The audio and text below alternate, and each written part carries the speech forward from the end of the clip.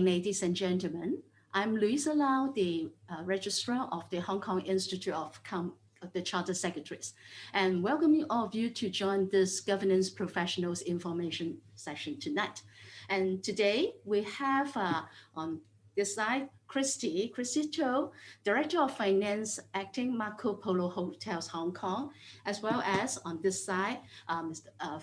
Philip Miller, Deputy Corporate Secretary and Deputy Regional Company Secretary Asia Pacific, the Hong Kong and Shanghai Banking Corporation Limited, joining this info session tonight. Um, Tonight, the overview of our program is that first of all, we will introduce the institutes, yes, institutes to the CGI and HKICS. And then we'll talk about the careers in governance. And then about these two, we'll spend about 12 to 15 minutes. And then we'll have 30 minutes with the speakers sharing from Philip and Kristy. And then after their sharing, we'll go to the route to membership.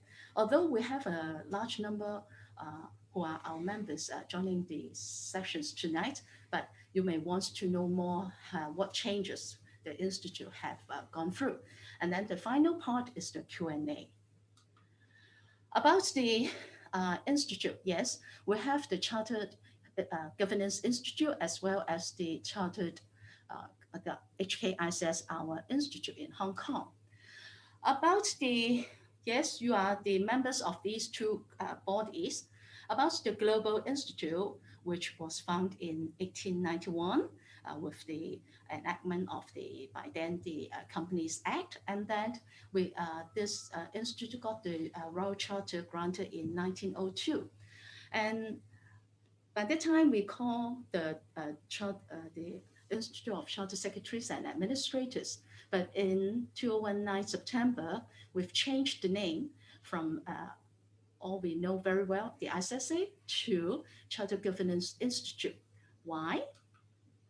Because over the years that we know that charter secretaries who are largely working in as company secretaries has taken up a lot of the governance roles. So we want to reinforce the Institute's leading role in governance, as well as we want to have a better reflection of our members' current role as governance advisors.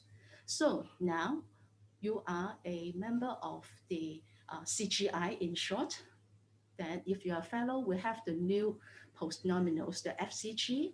You can add to your professional qualifications as CS, that is the Charter Secretary, or the CGP, the Charter Governance Professional. As associate is the ACG. And if you are just become a graduate or already a graduate, then you change to grad CG, used to be the grad ISSA. And with the name change, it's not just the institute, I mean the global body, but as well as the other CGI divisions, including the Australian Governance Institute of Australia, in New Zealand, the Governance New Zealand, and then Canada, the Charter Governance Institute of Canada, and then MISA, that is MAICSA, that is in Malaysia, the Governance Institute, and even like the Southern Africa, the UK, that they also call now the Chartered Governance Institute UK and Ireland. And whereas you see the Hong Kong Institute of Charter Secretaries, we also plan to have our name change, but because of the COVID-19 in last year, we have to defer it to this year, and that quite a number of members have joined the members forum talking about the name change and giving more details to our members. And I think our members knows very well. We have 9 divisions under the CGI now, and that they over the in the UK, and then in Canada, in Africa, we have Zimbabwe and Southern Africa. Yes, Southern Africa, because it's covered a number of countries there. And then Australia, New Zealand, and in Asia, we have Singapore, Malaysia, and Hong Kong is the China division. And our achievements is that looking into the CGI, we offer a first-class quality program, and then we award the internationally recognized qualifications to Charter Secretary and the Charter Governance professionals, and that our membership of HKICS is recognized by the regulators. For our achievement, first of all, is that we have revamped our qualifying program, which is called the Charter Governance Qualifying Program, which was launched in January 2020. And this syllabus is to also encompassing more on the risk management, boardroom dynamics, but the core subjects like the corporate governance, the uh, company secretaryship and compliance, as well as the Hong Kong company law are the core subjects. And all these add together have a better reflection of the knowledge and skill set required for the governance professionals. And we also award the dual designations like the CGI. So we also have the Charter Secretary and Charter Governance Professional awarded. And from 31st December 2022, all new graduates becoming our members will have these two qualifications. And we have the recognitions, and you know very well the Hong Kong Stock Exchange that to become a company secretary of a listed company in Hong Kong, three qualifications. The HKICS membership is the first, and then the accountants and the lawyers. And also with the company's registry, Hong Kong Monetary Authority, and the SFC, that we are the suitable certifier for the company documents. And that for our qualification, you may also have uh, fulfilled the official receiver's office to do certain preliminary investigations on litigations and trust matters. And that we can have the direct access to the R for legal advice on companies' laws matters. And for the international qualification, this is an international one, and this is portable, and you can transfer your membership from between the 9 divisions, and where you have the domicile, ordinary living there.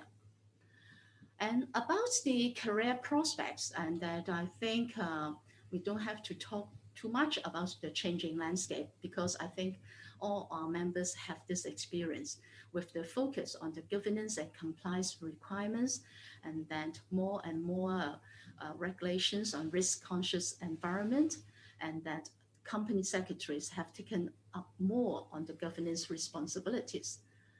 About the key roles and responsibilities of company secretary, as well as the governance professionals, I think we can leave some time to our speakers to share with you. Then I will talk less on these points. But for the membership profile, and referring to our polling questions at the beginning, it reflects very same to our entire membership profile. Quite a number of them, a large proportionate, the company secretarial compliance and governance professionals. And that accounting and auditing and finance taxation is the second largest group. And then most of them are engaged and employed in the listed company or in the professional firms. And with our members that the statistics also show that we have a high percentage of members working as the company secretary or the assistant company secretary in the top 100 listed companies. About job opportunities, these of the charter secretary and charter governance professionals, these are the key areas that most of our members are working in, like the company secretary of listed company, or the in the professional firms, or they have the roles in the risk compliance officer, investor relations, or the governance officers, and that quite a number of them also work in as the CEO or the directors of the listed company. And other job positions, that is, we just want to share with you, all these are from the very recent survey on the members' job titles in governance professionals areas, and then we can see that these are largely from the financial or the banking sectors or the securities that like the fraud control officers or the director AML advisory policies or the risk manager or the quality assurance operations, and then compliance and internal control, head of governance officers. All these can reflect that our members are taking quite a number of these senior positions. And about the salary range, as quite a number of our members, this is, you may well aware of this, this is a survey done by the one of the large recruitment agency, Michael Page, in 2021 report, and we picked some of their survey results as the company secretarial for the first few years from a graduate, and that is from 216K to a very high for those who have been working for over 15 years as the listed companies company secretary or the head of a certain professional firm's department, and then they will have the 1.3. And about the risk and compliance, because there's a large of the jobs opportunities, and then we can see that we have a higher salary range from risk, compliance, and AML. And then we also have just done a survey on the job opportunities that we search from those recruitment agencies and or the post, and that we see that risk compliance are engaging quite a large number of opportunities, and that they are looking for potential talents. So we have a very quick review on this career prospects. It's time for me to talk with our speakers, and that before we start, I would also like to welcome all those participants on the Facebook live streaming, and that now I would like to introduce our speakers once again. So ladies first, on this side is Kristy. Kristy is the Director of Finance, acting Marco Polo Hotels, Hong Kong. So introduce once again. And on this side is Philip Miller, the Deputy Corporation Secretary and Deputy Regional Company Secretary, Asia Pacific, the Hong Kong and Shanghai Banking Corporation Limited. Welcome, Philip, and welcome, Kristy, and to this info session. So before we start, should you give a 30 seconds or so to introduce yourself? Maybe Kristy first. Thank you for inviting me to Chapter Sharing tonight to share my working experience. I'm Kristy Cho, is the Acting Director of Finance in the Marco Polo Hotels Hong Kong, is the Department Head of the Finance Department of 3 hotels properties. I'm an experienced specialized in the hospitality industry and construction industry. In my professional qualification, I'm the Associate Charter Secretary, a Charter Governance Professional, and also as fellow members of the Hong Kong ICPA. And I have more than 15 years of working experience, and I have some experience in the company secretary functions in the private company. Okay, thank you, Kristy. Very detailed introduction. How about you, Philip? Thank you. Hello, everyone. Good evening, and thank you for inviting me. And sorry that we can't be doing this all in person, but thank you for inviting me. As you've already introduced, my name's Philip Miller. I am from the UK. So I qualified as a company secretary, as a chartered secretary in the UK a few years ago now. And I have worked with HSBC for a number of years, starting first of all in London for about 7 years, I think it was. Yeah. And then I moved across to Asia, and I worked in Shanghai for a couple of years. And I then moved down to Hong Kong, where I've been for about the last 5 or nearly 6 years now, Yeah. I think. Okay. So very interesting experience from the UK to China and then come back to Hong Kong. So before we go to that, I will turn to Kristy first. You are already a CPA. Yes. And what makes you that you would like to join this profession as a charter secretary, and then to take the examinations? I know you take the examinations. I'm interested to join the Hong Kong ICS professional qualification because since my previous job required me to manage the company secretary functions and work with company secretary, and I have the basic knowledge and have the foundation when I work in the professional firms, and I want to enhance my knowledge and skills and experience through studying the professional qualification in the Hong Kong ICS, so that I can use more deeply what I have learned, the knowledge and skills through the examination. And I have get this qualification through taking the examination for 2.5 years and have passed the 4 subjects. Okay, you take 2.5 years. Yeah. And that I know that you need to, you already have 4 exemptions. Yeah. And then you still take for those 4 subjects. So from those 4 subjects, and that, do you find that they're useful for you to fulfill your intention to know more about the company secretarial practice? Definitely, because in the examination, the knowledge is very practical, and if studying the question and answer, I can learn the regulations and apply it in my own enhanced job and experience. Okay, that's very good. So that's why I also explain why quite a number of the CPAs take the examinations and becomes our members. So I would like to turn to Philip. I know that you have a law degree, and that what makes you that you will pursue the charter secretary route, and that I understand that you go for a master program in the UK to get the full exemptions.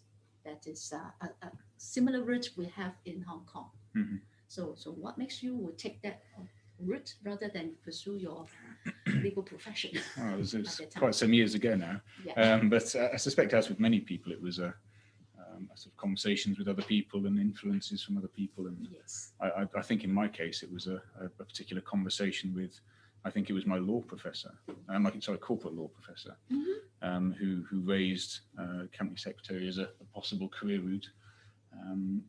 And it sort of went from there, really. I had to investigate more into it and sort of became more interested in the sort of the breadth and scope of the role, and the fact it's I think what in particular what I found interesting or appealing was the broad scope with a number of different areas that you get involved in, and a variety of areas. And so from that I sort of looked into it further, and came across the master's course that I took, which was a collaborative course which included the qualifications for the institute in the UK at the same time, and then that was an obvious course for me to go, and really once I'd started that was it. There was no turning back, really.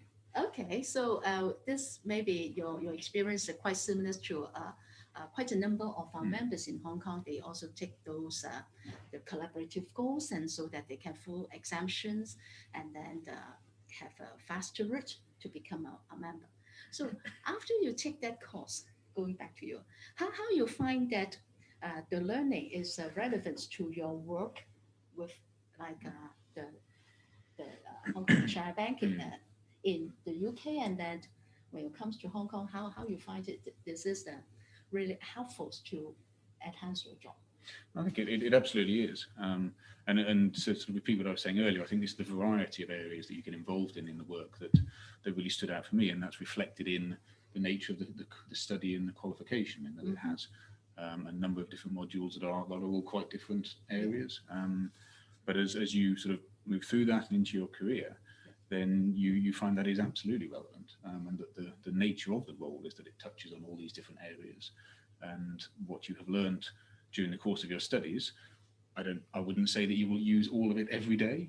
Some bits you will obviously focus on much more in your day-to-day work than others, but without fail, all aspects where I certainly studied have come back, and in my interaction, in my role, interaction with other individuals in the business, other stakeholders, and you may not, through the qualification, be an expert in every single area, but Yeah, sure. you know a lot, and Yeah. you know enough to interact with these people who are experts. And if Yeah. you didn't have that Yeah. solid grounding of understanding from the qualification, then that would be a very difficult thing to do in your role. Yeah, from there, can I just have an understanding that at least through this structured learning process, that it will give you an overview of what the company secretary, in particular, we talk about from the board perspective, looking over all those compliance governance matters, and also in certain that we also have to learn like the strategic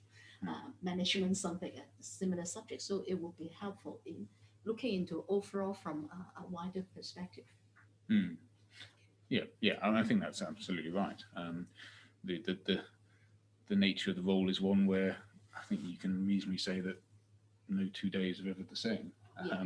And you find yourself getting involved in different areas with other parts of the organisation that you're with. That does necessitate having this sort of at least a minimum level of understanding of these Yes. different quite technical areas. Yes. And say that the qualifications through the that you will get through the institute, I think set you up for that very well. Okay, so I'm very pleased that yes, we have this experience either through the examination route or through the collaborative course route. It's still that we can have this understanding and certainly transfer of knowledge from knowledge to practice.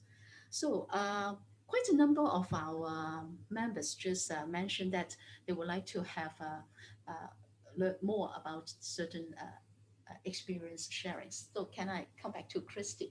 And then in your day-to-day working life, how you find that the learning from this charter secretary program, the examinations on top of your CPA background, and that how your day-to-day work, how it can be associated or how relevant it is in your day-to-day working life. Yeah, yes, it's relevant to my day-to-day the operation of the finance department because I always want to work with the company secretary and to handle the documents with them with my knowledge in the company secretary functions that I can know what they're doing and do their process and can estimate how long they can take to finish the task, and it's easier to communicate with them.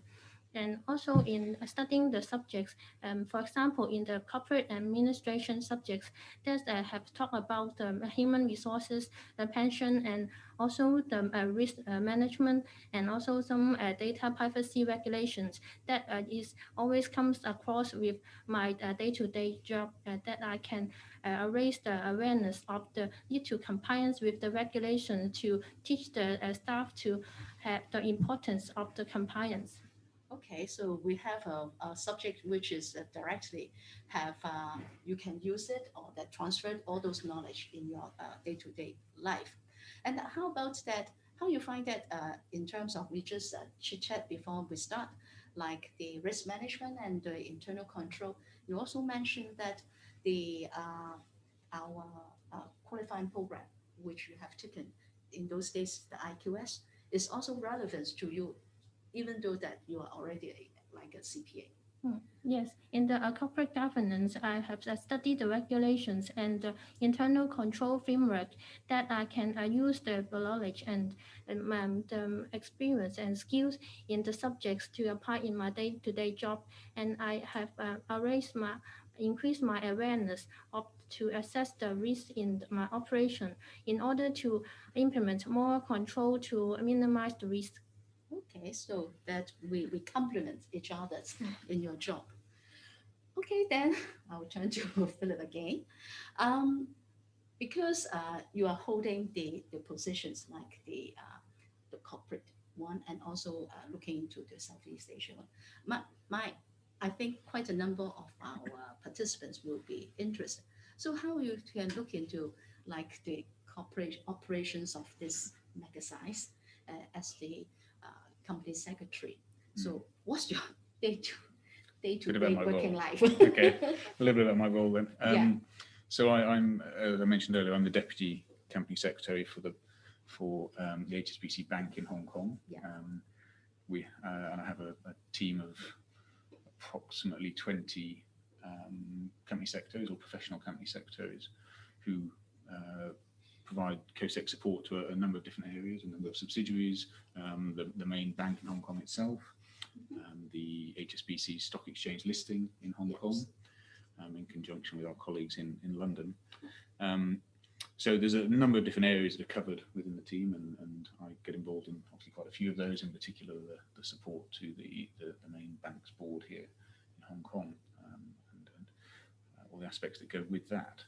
So that's the sort of the Hong Kong piece overall. And then the more regional bit, we're being a global organisation, we have a very large footprint globally, and obviously headquartered in London, but across Asia, we have quite a large presence, as I'm sure you're probably aware. So we have company secretarial teams in a number of countries across the region, of different sized teams depending on the location. We've got quite a large team in China, in Singapore, Malaysia, Australia, Taiwan, some in India. So there's quite a lot of teams spread across, and there's a large call for sort of engagement and collaborative working with those colleagues. We are sort of a global team, very much sort of with our colleagues, I'll say, elsewhere in other regions, and so there's a lot of interaction with those colleagues in different parts of Asia Pacific. So that's sort of that bit of it, I guess, is sort of support and interaction with those respective teams. Okay, so can I just ask something further? So is because you have a lot of teams, cooperation, and then of course that each of the teams will have to do certain support to their board, and then for the governance structure, governance matters, compliance matters, secretarial matters. So just if we say turning to focusing in Hong Kong, and that with your experience, I think quite a number of them will be interested. So how a company secretary can best or in a better way to work with the board? What will be your experience sharing? Well, where to start? Well, in terms of how to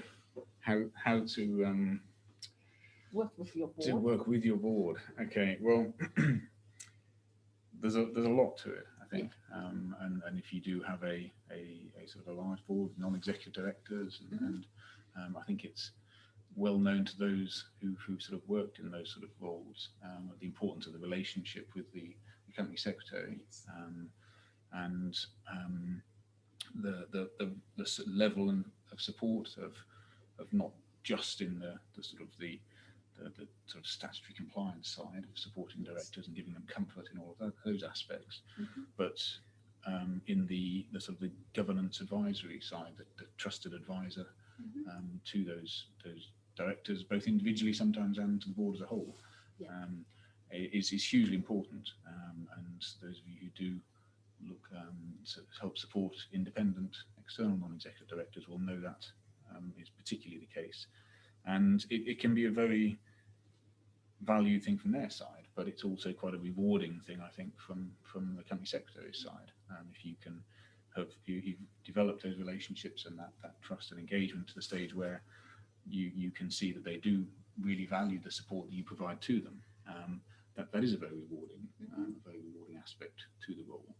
Very challenging, and one of the I guess the most appealing but also challenging aspects to the company secretary role is that you are quite often right in the heart and in the middle of everything that's going on, and that brings with it many challenges but also a lot of interest, and that sort of all sort of feeds into this role in supporting directors.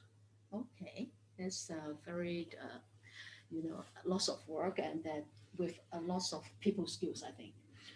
Yeah, I think so, and it's a lot of stakeholders, a lot of engagement with different parties, and this well-established concept of the company secretary helping to sort of the relationship between the board and the senior management is a very key one. I think so. You're in the position of stakeholder engagement in almost every direction, and each of those is equally important. a very important part of developing in your role, and a hugely important part of how effective you are in performing your role. Okay, so Philip has given us some good tips if our members are also working in the company secretarial sectors, and that also that just to note that the institute with the new program we have a very interesting module called the boardroom dynamics, and I think that's really suit where the graduates or the students who have to take for your examination do have some look on this subject matters, and that it will help you to understand more of Philip's tips. Okay, then I would like to turn to Kristy again. Uh, Last year, or even these days, is quite difficult for the COVID-19, and that I think a lot of the businesses have been affected. So, with you, how you find that as the, of course, you have the working in the finance side, and that with the any, you think that any help that as a company, charter secretaries can help in this how to overcome, or that giving some suggestions to mitigate this the risk of the other operational sides, because I think a lot of the companies have needs more professional advice. Yes, due to the COVID-19 situation, the government always have some updates of the measures to control this. And so we have to keep updated to see the news, and also if see the news in the Gazette in order to inform the staff to comply with this. And my company has also implement some strategies based on the government latest that different categories of the catering business to divide in the ABCD that category to have a strategy to improve the business performance, to encourage the staff to take the vaccination. Yeah, because the staff health and safety is our top priority that we have always emphasized. And in the past years, the last year that the COVID-19 is quite serious and have more cases, that my team has divided into team A and team B and separate that into two properties in order to increase the social distance between the staff, so that they will not quite crowded in the one office. So it can also ensure their health and safety. Okay, I think this also affects quite a lot to Yeah, the it's banking been, side, and then I yeah, know that it's more stringent in it's been a your difficult time yeah. for everybody. So how the like the your department Yeah. with all these or any changes in like the use of the IT to Well, I think it's overcome been- this? I think there's been two key areas from my perspective where it's Yes. really had an impact in us performing our role and operating in our normal way. And as Kristy said, I mean, and that's before you even get to the challenges of the people side of it, and Yes. people's difficulties in sort of either working from home or managing all the challenging situations they will have had with that, with family commitments and others. So it has been a very difficult time for everyone. I think from a sort of a company secretary board support side in particular, I guess, the two areas that stand out for me have been, yes, the technology piece. Yes. We've suddenly, everyone's had to become an expert in using Zoom Yeah. when no one had even heard of it a year ago. And sort of trying to find ways quickly of switching over and adapting to holding things such as board and committee meetings in a new way, with new technology, but also whilst maintaining the same Yeah. standards and sort of seamless support that we would wish to do in ordinary times. The other bit, I think, is perhaps a bit of an obvious one, but it's really quite a challenging one, is just the bit about, I guess, really management information reporting, if nothing else, in such a fast-moving and unpredictable environment. Yeah. The normal existing management reporting processes and procedures and timings need to be looked at again. It may not be appropriate to be giving your board only updates on things once a month or whenever you're having a board meeting. Yeah. I mean, you suddenly find yourself at the other extreme of should you be giving them updates every single day on the development of matters. So that's a complete change in mindset that needs to happen very, very quickly. So that, I think those probably were the two areas that really stood out as being particularly challenging. Okay, so also from those sharing from our speakers is that we, as the professional in supporting whether department, your board, or that working with your other colleagues, so resilience is very important, and then we have to get prepared. And then always, I think some certain of our in past senior members always say that, although we say that prepare for the predictable and also prepare for the unpredictable. And that I think is that suddenly we agree with you suddenly that everyone becomes very IT related or the automation related, and then becoming experts like us, the Zoom meeting or the everything soon. So with all this, I think is that we may need to go back to some, if like some of the younger members, what advice that you will give to them for them to prepare to pursue their career ladder to move forward, and that what the like the qualities or the soft skills that they need to enhance so that they can be more sustainable and to have the career ladder upward. So what makes a good governance professional and what makes a good company secretary? Yeah. It's an excellent interview question. I think probably a couple of things. I mean, a fairly obvious one is perhaps sort of the sound strength of technical knowledge to sort of an underpinning of what you do, but also the ability to, once you have that knowledge though, is the ability to step back from it and make sure that you're always understanding how it's being applied and why it's being applied in the way it is. So if you're learning to do something new, a new process, if it's a new part of your role, you need to understand how to do it. But I think I would always urge people to make sure you understand exactly why you're doing it that way. Step back from it and make sure you have the depth of understanding as to why it's being done in that way. That's hugely important. Other than that, I think one particular key characteristic, certainly for the governance professional advisor, is having an inquiring and challenging mind. Have the confidence and the determination to question and challenge things, and the courage of your convictions to speak up when you think something's not in the way you think it should be done. And that's not always an easy thing to do, but if you're going to perform that role of a governance advisor effectively, you need to try and have the confidence to do that. So I think trying to build that up as best you can is a key skill. I think with this, if you have you know what you need to do, so you have to do the right things rather just to do the things right. And then with this, slowly that you will have building more trust and confidence between those anyone you have to work with.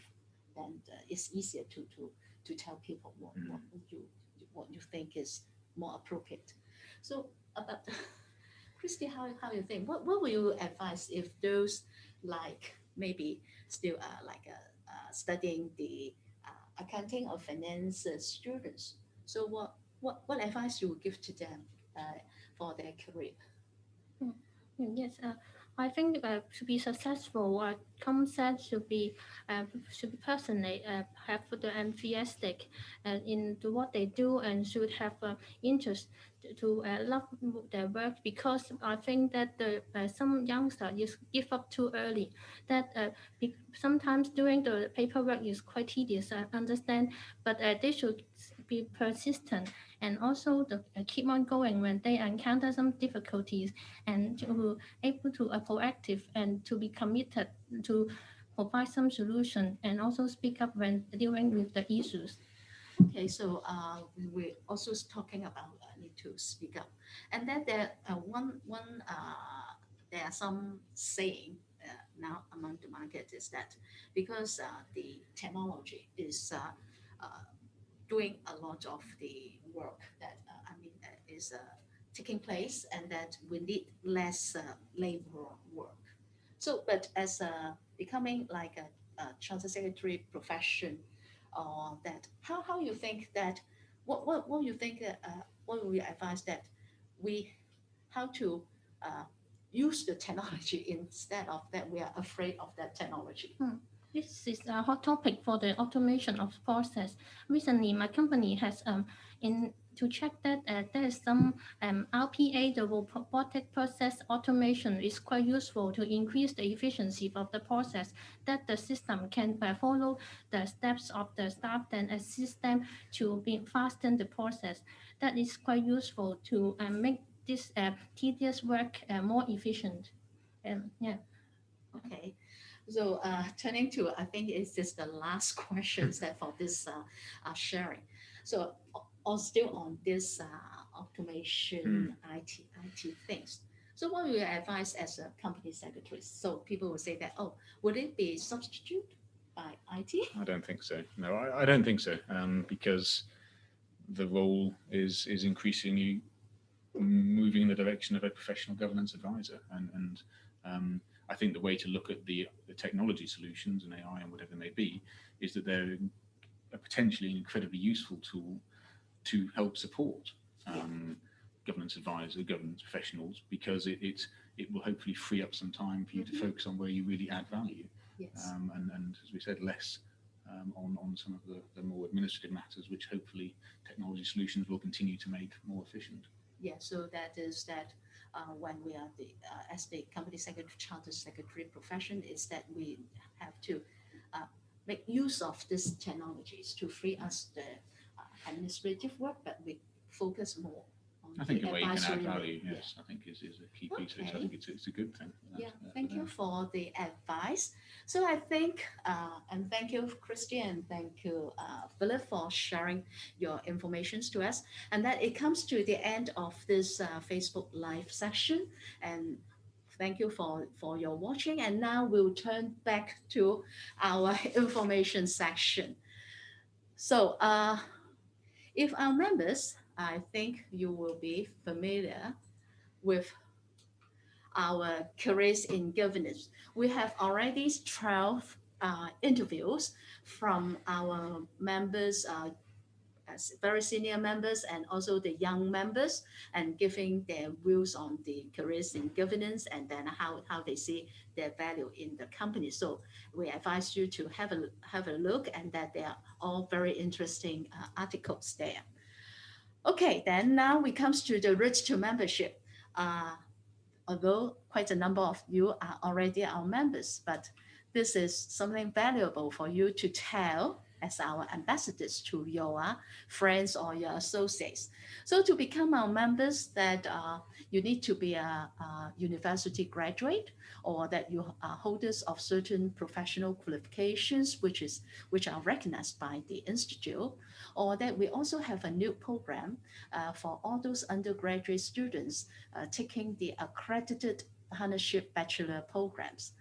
And you can take two routes, just like our speakers, that either you take the examination route or you take the master degree in corporate governance, that is the collaborative master degree programs, and that you complete the qualifying program, the CGQP, and become a graduate, that is the grad CG.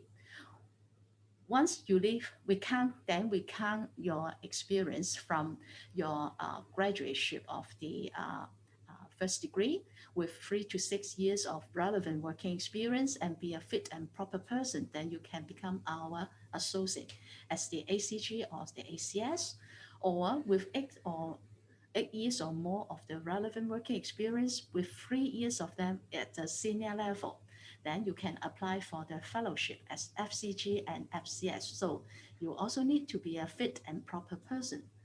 So when we talk about the examinations, the CGQP, that we have, you need to complete 7 subjects, but we have 8 subjects because 2 of them are elective.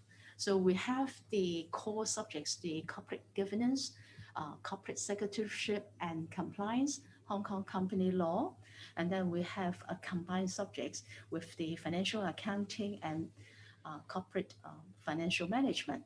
but we look into is the interpretation of financial and accounting information. So that is where you need to know we are not accountant. We don't do a lot of these the accounts or the calculations.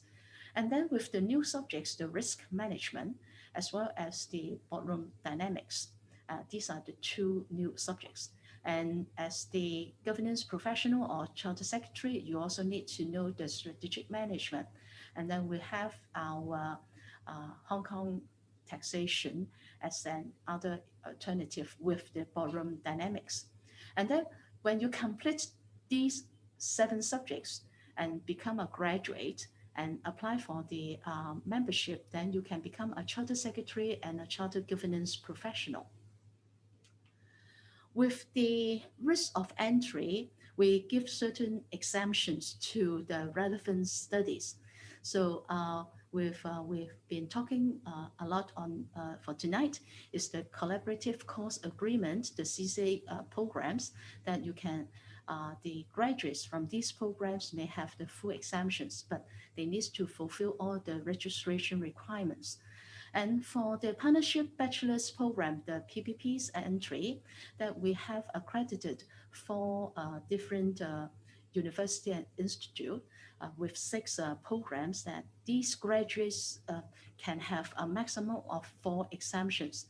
And then with the other related degree or professional qualification entry, that is largely from the accountants or the legal or the lawyers, that you have a maximum of three exemptions. And with this, we have a new fast track professional route, which are for the lawyers and accountants with post qualification of 5 years. Then they can apply for this route with a maximum of five exemptions, and then they just need to take two more is the risk management and the corporate governance modules. All the assessment will be on a case by case. And then for those master degrees as well as that, like the management studies, that they will have a case by case review, and largely they will have a maximum of two subjects. When we talk about a lot of these collaborative programs that we have, the master programs, we have four universities, the City U, the Hong Kong Baptist U, the Hong Kong Poly U, as well as the Open University of Hong Kong, offering these collaborative courses, and their courses will range from 1.5 years to a maximum of 3 years. And for the bachelor's programs, the accredited courses, that we have the Caritas Institute of Higher Education, the Hong Kong Shiyan University, the Hang Seng University of Hong Kong, as well as the Open University of Hong Kong. They have the BBA program in corporate management and governance or the risk management. And then these students can apply for the maximum of four subjects. And they can apply as a student conditional when they are in the year 3 or year 4, and then they can start to take their examinations and complete our program ASAP. And this is the fast track professional route. And so if you have like business associates or friends who are the lawyers and accountants, you can tell them that they may try this route for a 5 subjects exemption. So as a students, we offer a handful of learning support and services. So I think this is one of the most beneficial part to our students is that they can go online for the study materials for all 8 modules free of charge. And then we have the examination technique seminars or the recorded videos for them to review. And then we have a partner of the Hong Kong Youth Space offering the examination preparatory program from 33 to 45 hours per cohort. And then we also have a number of the student gatherings, and then all past papers are online for you to review. And we also have a lot of the research reports, guidance notes, or that the up-to-date professional knowledge and information for our members, graduates, and students to look for. So other activities like community service, gatherings, fun and interest, And then we also have a mentorship program. If you have with you undergraduates, so they can have a taste of writing a paper on the corporate governance methods. So this year, we are all the undergraduates of the local universities, they can enroll for the corporate governance paper competition and presentation awards. And then the deadline is like almost the end of June. So stay tuned, and that is a good opportunity for the young talents to try, have a taste of what really governance is. And we have a very interesting topic this year about the purposeful governance. Thank you very much for Philip and Kristy for sharing your valuable sharing. And then I would also like to thank all the participants joining these info sessions tonight. So I was here to say goodbye to our participants, and then I hope that you will stay tuned with the Institute information and join our other activities. Okay, thank you and good night. Thank you. Thank you.